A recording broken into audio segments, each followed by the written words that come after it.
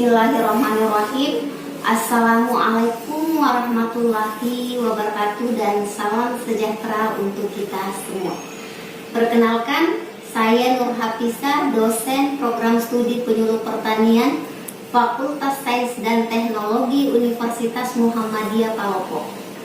Pada kesempatan ini, saya akan menyampaikan aktivitas pernyataan diri dosen dalam ujuk kerja Tridharma Perguruan Tinggi atau PDD UKT PT, khususnya bidang pengejaran. Pada kesempatan kali ini, saya akan menyampaikan salah satu mata kuliah yang saya ajarkan pada program studi penyuluh pertanian Fakultas Sains dan Teknologi Universitas Muhammadiyah Palopo adalah mata kuliah produksi tanaman hortikultura. Nah, adapun teknik pembelajaran mata kuliah ini adalah DIA, Delivery, Interaction, and Assessment. Jadi teknik ini akan memberikan kesempatan kepada mahasiswa agar lebih interaktif dalam membangun kemampuan kognitifnya mereka dalam kelas. Nama mata kuliah yang saya ajarkan pada program studi penyuluh pertanian Fakultas Sains dan Teknologi Universitas Muhammadiyah Palopo adalah mata kuliah produksi tanaman hortikultura dengan kode mata kuliah WP 04301 yang diberikan pada mahasiswa program studi penyuluh pertanian dengan bobot SKS 3 SKS kepada mahasiswa semester 2 dengan status mata kuliah adalah mata kuliah wajib program studi. Nah, adapun deskripsi mata kuliah ini diberikan pada program studi penyuluh pertanian merupakan mata kuliah wajib untuk semester 2 dengan 3 SKS yang membahas konsep dasar teknik aplikatif dalam produksi berbagai jenis tanaman hortikultura termasuk sayuran, buah-buahan, tanaman obat, dan tanaman hias. Adapun capaian pembelajaran lulusan CPL program studi yang dibebankan kepada mata kuliah ini adalah yang pertama menunjukkan sikap bertanggung jawab atas pekerjaan di bidang keahlian secara mandiri. Nah, CPL yang kedua mampu menerapkan pemikiran logis, kritis, sistematis, dan inovatif dalam konsep pengembangan atau implementasi ilmu pengetahuan dan teknologi yang memperlihatkan dan menerapkan nilai humanitaria yang sesuai dengan bidang keahliannya. Yang ketiga, mampu menunjukkan kinerja mandiri, bermutu, dan terukur. Dan yang keempat ini memahami dan menerapkan ilmu pertanian berdasarkan kajian-kajian materi perkuliahan. Dan selanjutnya menguasai konsep dan teori dasar-dasar pertanian. Nah, kemudian capaian pembelajaran mata kuliah ini atau CPMK ada dua, ya. Yang pertama ini mampu menjelaskan dan menerapkan teknik produksi tanaman hortikultura.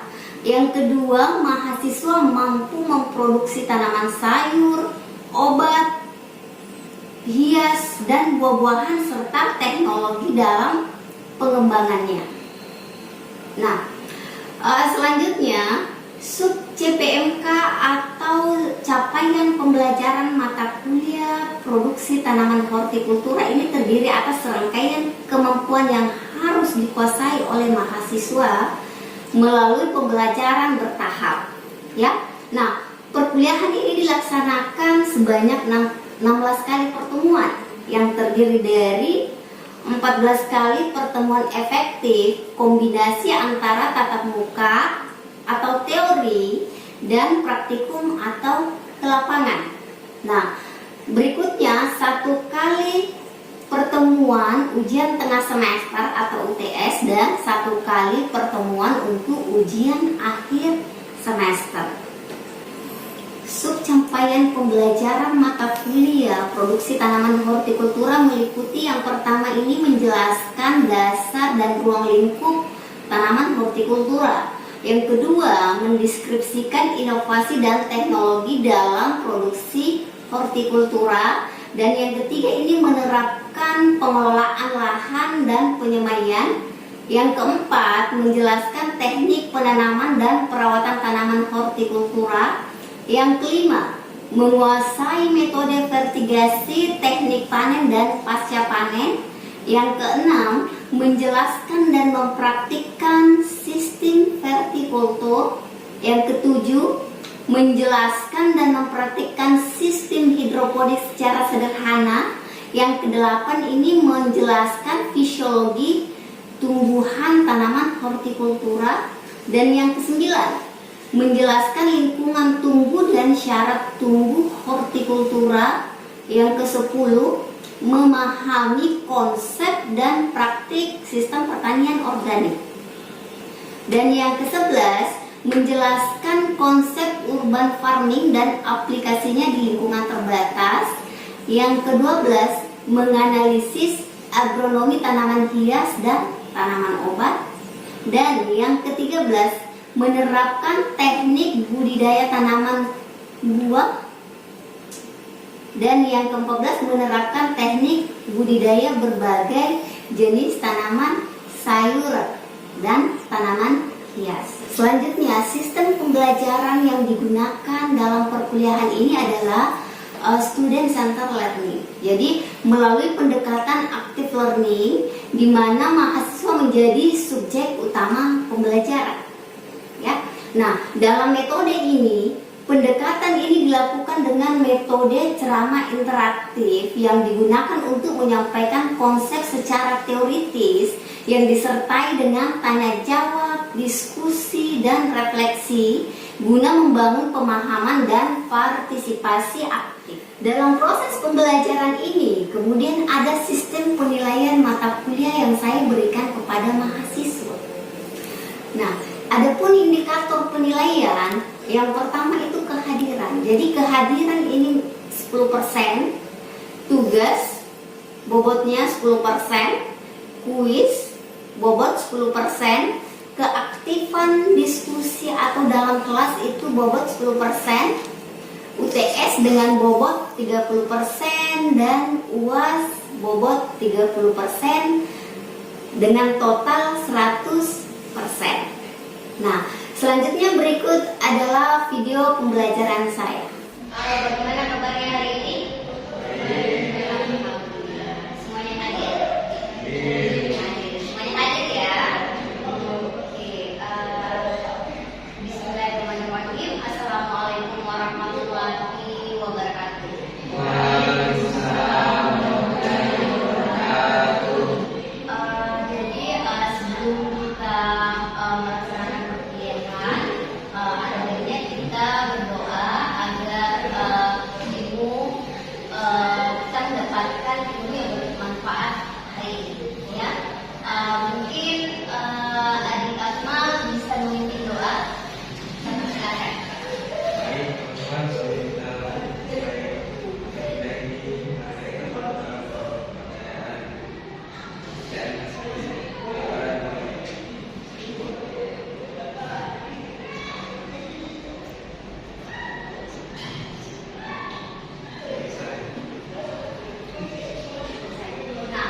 Jadi hari ini ya saya akan membahas mengenai produksi tanaman hortikultura.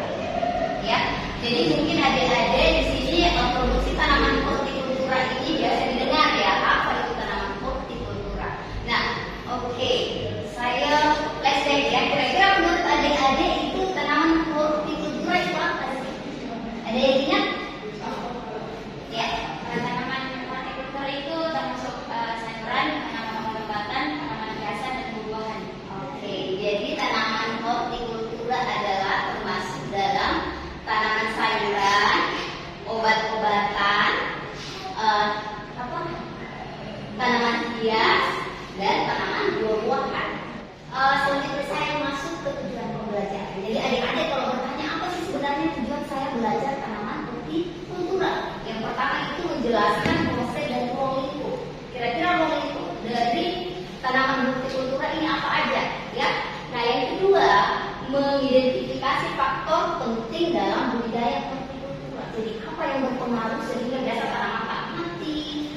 hias tiba-tiba layu, apa yang berpengaruh di situ? Ya, nah selanjutnya menghasilkan kelompok tanaman hortikultura. Berikutnya menjelaskan tahapan produksi. Jadi ini adalah rekaman dari tanaman produksi tanaman hortikultura ya. Daya. Nah, kita lihat di sini ya ada beberapa pengertiannya. Jadi tanaman hortikultura adalah kelompok tanaman budidaya, ya, tanaman sayuran, buah-buahan, tanaman hias, dan tanaman obat yang dibudidayakan untuk memenuhi kebutuhan konsumsi, estetika, kesehatan, dan ekonomi yang berfokus pada intensifikasi budidaya dan kualitas produksi. Jadi bagaimana kita melakukan intensitas budidaya agar produksi pertanian yang dihasilkan itu baik. Selanjutnya saya masuk ke klasifikasi tanaman hortikultura. Jadi ingat, tanaman hortikultura itu terbagi menjadi 4. Ada buah-buahan, sayur-sayuran, obat-obatan, dan tanaman hias. Oke. Nah, kita lihat apa itu farmakologi. Jadi farmakologi itu masuk ke dalam tanaman buah-buahan. Nah, tanaman buah-buahan itu ada tahunan atau musiman, ya kan? Seperti kira-kira apa? Durian, rambutan. Jadi musiman ya. Nah, contohnya ada mangga, apel, durian, jeruk, manggis, dan pisang. Nah, bagaimana cara pembajakannya? Ada yang di stek, cangkok, oplasi. Ya. Nah, oke. Kembali lagi yang kedua. Ya, ada ini yang olerikultura, sayuran. Ya, jadi semua jenis sayuran seperti kentang, melon, kol, bawang, buncis, kangkung, bayam itu merupakan apa? Masuk dalam olerikultura. Oke. Nah, yang ketiga ada florikultura. Jadi kalau ingat flori ditambah kultura jadi florikultura. Jadi florikultura ini adalah tanaman hias. Jadi ternyata tanaman hias ini masuk ke dalam tanaman hortikultura. Nah, selanjutnya ada biofarmaka atau tanaman obat. Nah, seperti jahe, lada, kayu manis, kelapa. Jadi ini juga termasuk dalam tanaman hortikultura. Nah, saya lanjut. Ya, kita lihat faktor-faktor yang berpengaruh terhadap budidaya hortikultura. Nah, faktor apa aja? Yang pertama iklim. Ya, iklim itu seperti suhu, ya, curah hujan, kelembapan, cahaya matahari, dan angin. Jadi itu adalah faktor iklim. Nah, kalau faktor tanah yang berpengaruh terhadap produksi tanaman hortikultura, tekstur dan struktur, kesuburan tanah, unsur hara dalam tanah, apalagi, dan mikroorganisme dalam tanah. Selanjutnya yang ketiga ini faktor biotik. Jadi segala sesuatu yang ada di suatu lingkungan tanaman. Contohnya hewan, ya, ada serangga seperti ulat, ini berpengaruh terhadap pertumbuhan tanaman. Kira-kira kalau tanaman tak ada makan ulat berserang hama, kira-kira bagus produksinya atau tidak? Tidak. Ya. Nah, selanjutnya ada penyakit. Jadi hama dan penyakit itu berbeda ya. Hama itu ada tuannya, serangga, apalagi? Tikus. Nah, kalau saya bertanya, kalau babi itu hama atau penyakit? Hama. Hama. Jadi ingat begini, kalau hama itu serangga dan hewan perusak tanaman. Sedangkan kalau penyakit atau patogen itu jamur, bakteri, virus, dan nematoda yang merusak tanaman. Jadi itu bedanya.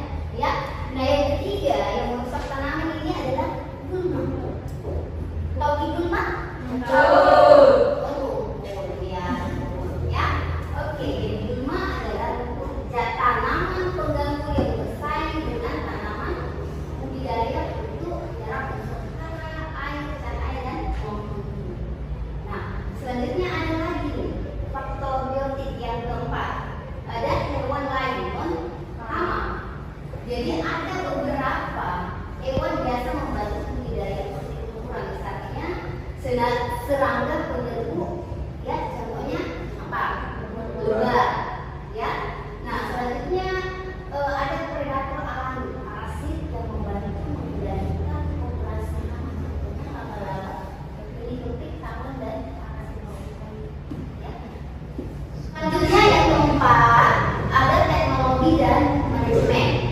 Jadi dengan adanya teknologi dan manajemen, ya itu bisa meningkatkan produksi dan kualitas hasil pertanian. Misalnya, ya saya kasih contoh dulu. Orang kalau membajak sawah pakai cangkul ya, pakai cangkul. Nah, kira-kira itu kan belum ada teknologi nih, masih pakai cangkul manual ya.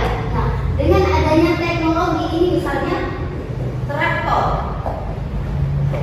kan. Nah, kira-kira yang dulu sawah dibajak 3 hari, nah sekarang bisa dibajak 1 hari. Nah ini efisiensi waktu, tenaga, dan modal, uang, ya. Oke. Nah ini sudah masuk ke teknologi dan manajemen, ya. Nah selanjutnya faktor sosial dan ekonomi. Oke, sekarang yang lagi viral itu tomat ya. Tanaman buah tomat sekarang berapa di pasar? 35. Ada yang 30, ada yang 35, mahal ya. Nah kira-kira kalau tanaman tomat mahal seperti itu, apakah petani kita berbondong-bondong masuk tanam tomat? Langsung berbondong-bondong tanam tomat. Jadi itu adalah faktor apa? Sosial. Nah, ya, ini saya masuk ke langkah-langkah budidaya tanaman hortikultura. Jadi sebelum saya lanjut, saya mau bertanya, ya, kira-kira siapa yang bisa menjawab faktor apa yang paling berpengaruh terhadap pertumbuhan atau produksi tanaman hortikultura? Ya, silakan Mahdia. Iklim, ya benar ya. Jadi iklim itu berpengaruh besar terhadap produksi tanaman hortikultura. Ya, nah kira-kira kalau di faktor iklim nih, ya kan tadi kita bahas ada beberapa faktor iklim ya. Ya, nah kalau yang berpengaruh terhadap proses fotosintesis itu apa? Oke, cahaya matahari. Nah, oke, paham ya sampai sini? Paham. Oke, saya lanjut ke langkah-langkah budidaya tanaman horti. Yang pertama itu pemilihan komoditas dan lokasi. Jadi sebelum ditanam ada apa yang kita pilih lokasi. Ada lokasi tak atau tidak? Ya. Jadi tentukan kira-kira lokasi tak kalau di daerah pemilihan itu apa yang cocok ditanam. Lihat suhunya, lihat teksturnya, ya. Nah, selanjutnya pengelolaan lahan. Apa yang harus kita lakukan kalau lahan sudah ada? Pengelolaan lahan seperti membersihkan gulma, disemprot, ya. Setelah itu disemprot, digemburkan, dibuat bedeng, ya. Nah, setelah itu kita melakukan pembibitan.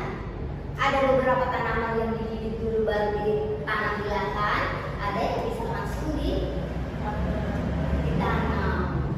ya. Nah selanjutnya setelah, nah saya kasih contoh ya, misalnya untuk tanaman tomat, ya, tomat ini, ya, tomat itu saya semai ya, semai ini saya semai 14 hari. 14.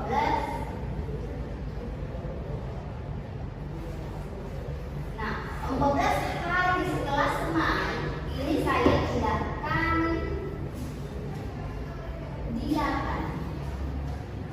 Jadi setelah keluar daun sejatinya, tanaman tomat itu sudah bisa dipindahkan di lahan, ya. Nah, selanjutnya kalau sudah dipindahkan di lahan, fase vegetatif dan generatif ini terjadi ya. Nah, dalam fase vegetatif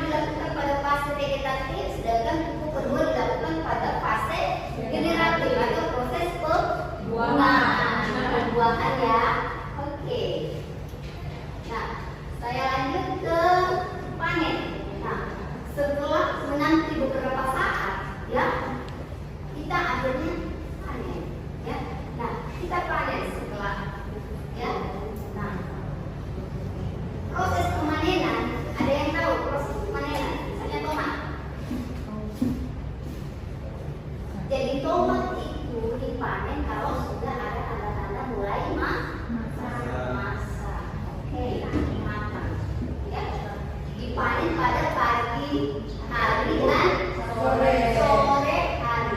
Kira-kira apa tujuannya dipanen pagi dan sore hari? Biar tetap sehat. Oke, biar tetap sehat. Oke. Nah, selanjutnya setelah panen kita masuk ke pasca panen. Nah, di pasca panen ini segala sesuatu yang dilakukan setelah kita panen. Apa itu? Kalau sudah kita tomat, kita apakan ini tomat? Oke, jadi pasca panen yang dilakukan adalah pembersihan. Selanjutnya sortir. Selanjutnya apa yang dilakukan? Pengemasan. Selanjutnya apa lagi? Pemasaran. Transportasi ya, transportasi dan pemasaran. Oke, jadi ini adalah tahapan dari pasca panen. Oke, nah saya bertanya, kira-kira kalau tanaman tomat itu melimpah ruah, harga murah di pasaran, kalian apa kira-kira Buat selain Oke, jadi di pasca panen itu ada lagi tingkatannya ya. Jadi pasca panen itu misalnya melimpah ruah, itu bisa dibuatkan apa? Selai, apalagi jus, manisan, saus tomat. Oke, paham? Oke. Nah, saya masuk ke teknologi dalam hortikultura. Jadi sekarang ini sangat berkembang ya, teknologi dalam hortikultura. Yang pertama itu irigasi tetes dan irigasi. Ya, ini contohnya. Ya, irigasi tetes. Ya, jadi air. Jadi irigasi tetes adalah misalnya ya, saya kasih contoh ini tanaman. Ya, ini contohnya. Nah, irigasi tetes seperti ini. Jadi ada bulu dari ini yang menetes keluar air ke situ. Ya, langsung ke tanaman. Nah, itu bisa kita kontrol dari jarak jauh. Jadi bisa di sini ada sensor. Kalau di sini sudah tidak lembab, ini di sini langsung memompa air masuk ke ada mengalir sendiri, airnya masuk ke dalam tanaman. Nah, selanjutnya ada hidroponik. Ya, mungkin biasa lihat ya hidroponik ya. Nah, selanjutnya apa ini? Vertigasi. Nah, kira-kira kalau yang ini apa ini? Vertikultur. Ini ada yang mau bertanya? Oke, silakan Ahmad. Saya tanya bagaimana kalau curah hujan di daerah saya rendah, bagaimana kira-kira solusinya? Jadi, oke, ya. Jadi pertanyaan saudara Ahmad, dia bertanya kalau di daerahnya beliau ini curah hujannya rendah, ya apa yang harus dilakukan kira-kira? Ya, jadi kalau wilayah curah hujannya rendah itu kita melakukan sistem irigasi tetes atau vertigasi. Jadi kita melakukan sistem irigasi tetes, ya. Oke. Nah, jadi kesimpulan dari perkuliahan hari ini yaitu dari hortikultura itu ada 4, ya, tanaman sayur-sayuran, buah-buahan, tanaman hias, dan tanaman obat-obatan. Nah, proses budidaya tanaman hortikultura itu mencakup pemilihan lokasi, ya. Yang kedua, pengolahan lahan. Yang ketiga, pembibitan. Yang keempat, penanaman. Kelima, pemeliharaan. Selanjutnya, panen dan pasca panen. Semuanya paham ya? Oke. Nah, selanjutnya ya, pekan depan. Pekan depan ini ada oleh-oleh buat di rumah, ya. Jadi pekan depan ini oleh-olehnya ya kerjakan. Jadi pekan depan itu adik-adik silahkan cari contoh komoditas hortikultura yang penting di daerah kalian. Misalnya di daerahnya Ningsi ada cabai, ya, cabai ya. Nah, Ningsi analisis faktor yang berpengaruh, apakah cabainya terserang oleh hama, itu faktor biotik, ya. Nah, mempengaruhi keberhasilan berdasarkan ya, Jadi itu dirangkum, minggu depan itu selesai. Ya, oke. Jadi cukup pertemuan hari ini ya. Jadi saya berharap apa yang saya sampaikan hari ini bisa menjadi pelajaran buat kita, bisa terserap dengan baik dan bisa dijadikan pengalaman di luar. Jadi motivasi buat adik-adik saya bahwa kita sebagai pelaku, ya, misalnya kedepannya adik-adik sebagai pelaku budidaya tanaman hortikultura, jangan cuma bekerja keras, tapi harus bekerja cerdas, kerja dalam manajemen, bagaimana tepat dalam penggunaan teknologi pertanian yang semakin berkembang. Ya, oke. Wabillahi taufiq wal hidayah.